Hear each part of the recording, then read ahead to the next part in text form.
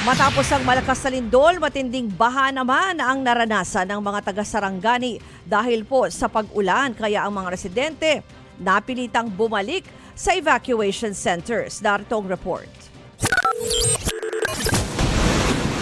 Ganyan kalakas ang ragasan ng baha sa barangay Lumasal sa Maasim, Sarangani. Inabot din ng tubig ang kalsadang ito kaya naging mabagal ang daloy ng mga sasakyan.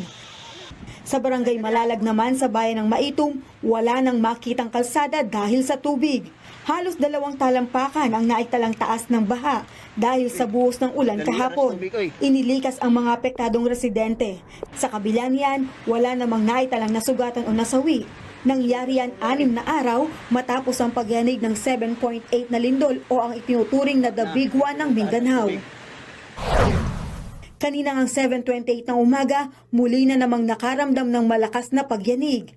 Naitala ang epicenter ng lindol sa katubigan ng Balut Island na sakop ng Sarangani. Naramdaman ang pagyanig sa Jose Abad Santos, Davao Occidental at General Santos City, General Santos. Ayon sa PHIVOLCS, 5,200 ang naitalang aftershocks sa 7.8 na lindol sa Mindanao. 76 dyan ang naramdaman.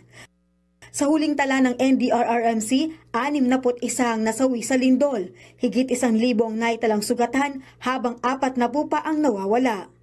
Higit 173,000 na pamilya ang apektado ng lindol o tinatayang nasa 700,000 na tao. Higit 700 naman ang mga infrastruktura na nasira. Katumbas niyan ang nasa 1 bilyong pisong halaga.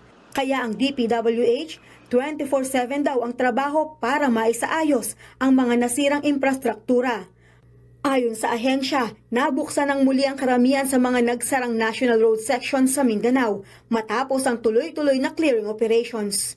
Nagbabalita mula sa Frontline, Maylin Valencia, News 5. Mga kapatid, patuloy po kayong tumutok sa 105.9 True FM para sa totoong balita, impormasyon, music, and entertainment. Mag-subscribe sa aming YouTube channel at podcasts. At sundan nyo rin po kami sa Facebook, Instagram, X, TikTok sa True Network PH. Bisitahin din po ang aming website, truefm.ph at panoorin kami sa True TV Signal Channel 19. Kami po ang 105.9 True FM.